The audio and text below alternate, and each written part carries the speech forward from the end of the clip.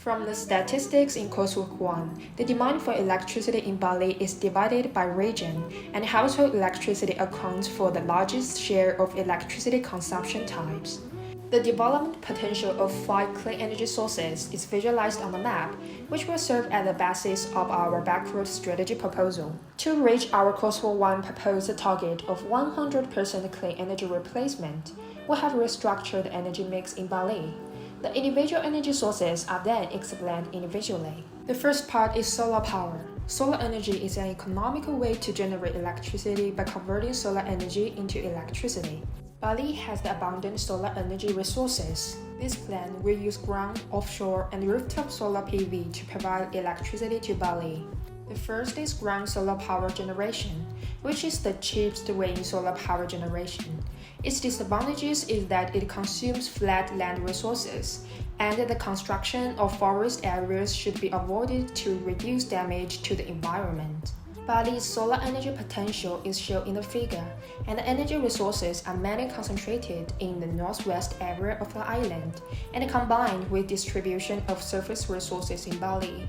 There's an area of grassland suitable for placing solar panels in the northwest region, which has less impact on the environment and is close to the existing power grid to reduce the consumption of power grid construction.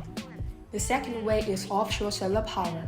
They will not occupy the land area, but will affect the landscape of the coast, have an impact on tourism, and need to avoid to be near the agricultural area.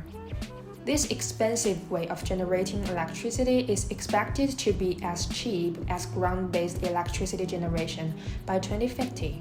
After excluding areas rich in coastal water ecosystem and agricultural area in Bali, based on potential distribution of solar energy, offshore solar power plants will be placed in the southeastern area of the island. The third way is roof power generation, which is a decentralized way and can be installed on the roof of most urban areas. Residents are both producers and consumers, achieving self-sufficient power generation.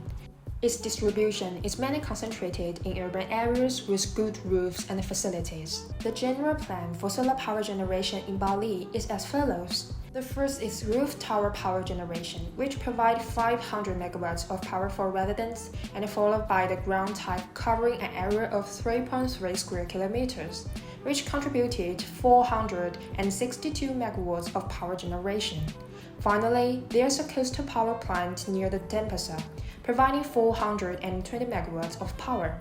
These facilities will address 73.61% of Bali's electricity generation needs in 2050, and with zero carbon emissions during the power generation process. The wind energy is related with the moving air that caused by the differences of atmospheric pressure. Wind speeds varies depends on geography, topography, and seasons. Because of this, there are some areas that are suitable for wind power than others. In addition, the major advantage of wind energy is it has zero CO2 emissions.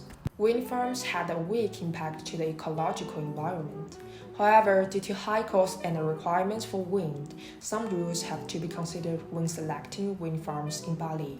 First, avoid urban and agricultural areas. Second, choose a plan with a gentle slope and an area with high wind potential. Third, the electric field should be close to the transportation network. Fourth, avoid the migration route of birds and minimize the damage to them. Through the rules above, the wind farm is selected in Bali, and finally 2 areas with a total area of 20 square kilometers are determined. A total of 70 wind turbines can be built, with a total installed capacity of 105 megawatts, a total cost of $136.5 million, and annual maintenance cost is $2.8 million. Meanwhile, the wind farm will provide 89,000 megawatts of electricity to Bali every year, accounting for 5.69% of our renewable energy proposal. This is equivalent to reduction of 89,000 tons of carbon dioxide produced by coal-fired power generation. For transmission, the power generated by the wind farm will reach the high-voltage tower through the step-up substation, and then reach the step-down substation through the transmission line, and finally enter the users. The third part is about geothermal energy and bioenergy. The result is geothermal energy stands 9.48% in the final energy mix, while bioenergy stands 8.64%.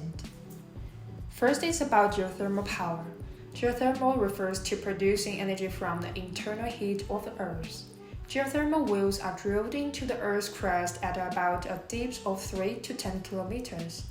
The heat is extracted with a variety of methods, but in most cases is using water and steam. Electricity is generated when geothermal heat produces steam that turns turbines on a generator. The major regions of geothermal development are in the most volcanically and tectonically active regions of the world. Indonesia is the most volcanic country in the world, so has a huge potential for geothermal energy. There are 6 volcanoes in Bali Island, among them 3 are active volcanoes, and the geothermal energy in Bali mostly comes from them. There's already a geothermal plant near the Brentan volcano. Moreover, hot water from Earth may be directly extracted to bring electricity to buildings by directly pumping the heat. In Bali, the surface ground is warmer than the underground land. The fluid in the loop absorbs heat in the building and sends it underground. The ground's lower temperature cools it, and is circulated to save energy on air conditioning. In summary, the Bajil geothermal power plant can be a centralized site to utilize geothermal energy, and a domestic ground heat pump can be decentralized use to the energy. Finally, the electricity generation and cost are calculated. Next is about biomass. Firstly, plant and crop waste can be collected from agriculture. The biomass residuals are burned to heat water, which creates steam. The pressure of steam spins a turbine generator to create electricity. 95% of total biomass come from agricultural byproducts. Plantations generate 4%, and the remaining comes from the forest production. And the sites are shown by considering the land use type. Secondly, waste from animals can be collected in a digest filled with bacteria that converts it to biogas.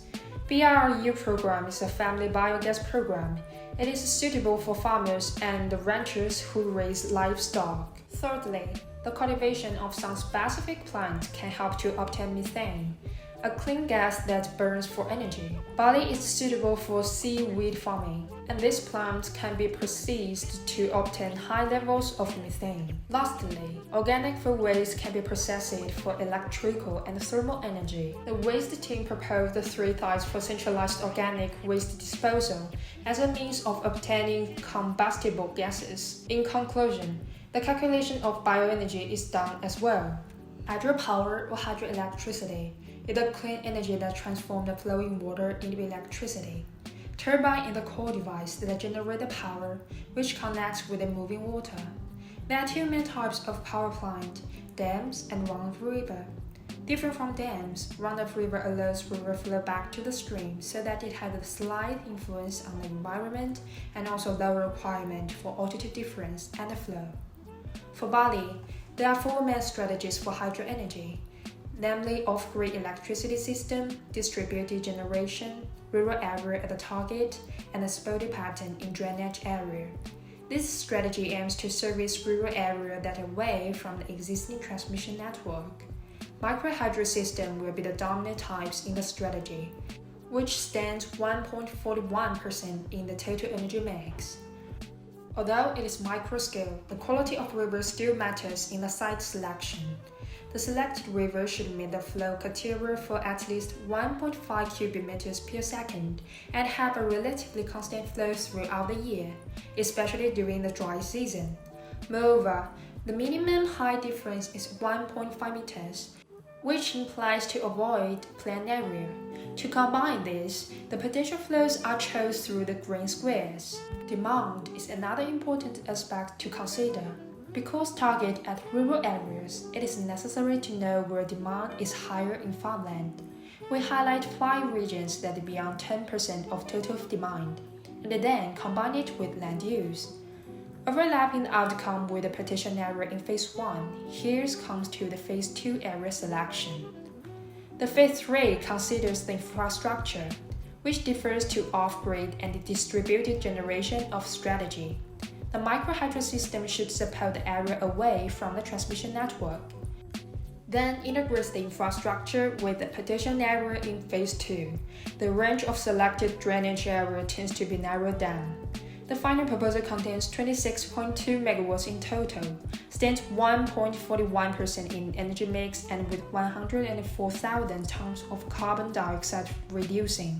For zooming, the distributed pattern integrated the river, mini and micro power plant, power storage, and utility sector, then transfer the power for household and agriculture in rural areas, which release the stress of the whole power supply system.